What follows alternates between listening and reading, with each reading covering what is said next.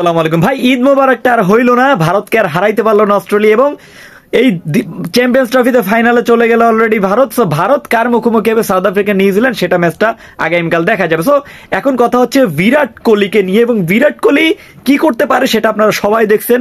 Chase master তাকে কেন বলা হয়? একটা সময় ভারত যখন 2 উইকেট চলে গিয়েছিল, রোহিত শর্মা এবং শুভমান গিল যখন আউট হয়ে গিয়েছিলেন, তখন ভরসার প্রতীক হিসেবে ছিলেন সেই বিরাট কোহলি। এবং বিরাট কোহলি একে একে সিঙ্গেল একটা মানুষ চিন্তা করেন যে কতটা মেন্টালিটি স্ট্রং হইলে এই ধরনের ইনিংস খেলতে পারে।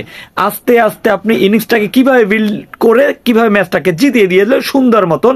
হ্যাঁ, বিরাট কোহলি যত রানই করুক কিন্তু ফিনিশিংটা দিয়েছে আরেকজন। সো ফিনিশিং এর কথা বাদ দেন, কিন্তু ম্যাচটাকে যেভাবে বিরাট কোহলি একাই টেনে নিয়ে গেছে সেটা আসলেই তাকে heads of man. So Australia যেটা করছে, অস্ট্রেলিয়া বোলিং এ দুর্বল ছিল। একইভাবে সাঙ্গা বলেন এবং জাম্পা বলেন, দুইটা লেগ স্পিনার নিছে, একটা শুধু রি স্পিনারের কপলি না কি যেন একটা হবে। সো এই ধরনের ম্যাচে আপনি এই ধরনের বলার নিতে পারেন না।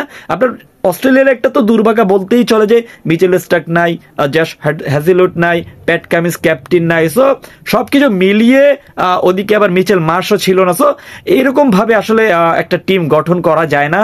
তাদের মেইন বলাররা যখন থাকবে না, তখন আপনাকে বুঝতে হবে আপনি একটু হলো ব্যাকফুটে রয়েছেন। সো সেক্ষেত্রে অস্ট্রেলিয়া তার ব্যতিক্রম নয়। অস্ট্রেলিয়া চেষ্টা করছে, এখন পর্যন্ত সেমিফাইনালে গিয়েছিল। সেমিফাইনালের সব থেকে বড় বাধা হিসেবে অস্ট্রেলিয়াই ছিল ভারতের, কিন্তু সেটাও পারলো না। আমরা আসলে অ্যাজ এ বাংলাদেশি বলবো না কি বলবো, আমরা পারি নাই তো কি হয়েছে, আমরা চাই নাই কখনো আসলে, টু বি ভেরি অনেস্ট, মন থেকে কখনোই চাই না যে ভারতে উঠুক, কিন্তু উঠছে। এখন এটা তো আর আমাদের হাতে নাই। তারা তাদের যোগ্যতার পরিচয় দিয়ে তারা ফাইনাল খেলবে। এখন কাদের মুখোমুখি হবে, নিউজিল্যান্ড অথবা সাউথ আফ্রিকা, কাদের মুখোমুখি হলে ভালো হয় প্লিজ একটু কমেন্ট করে জানাই দেন।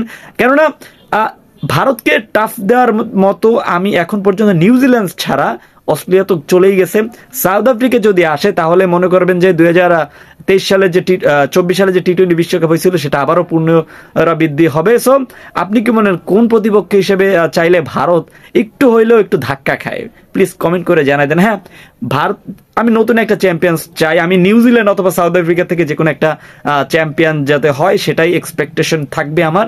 আপনার কার এক্সপেকটেশন প্লিজ কমেন্ট করে জানাই দেন। ধন্যবাদ।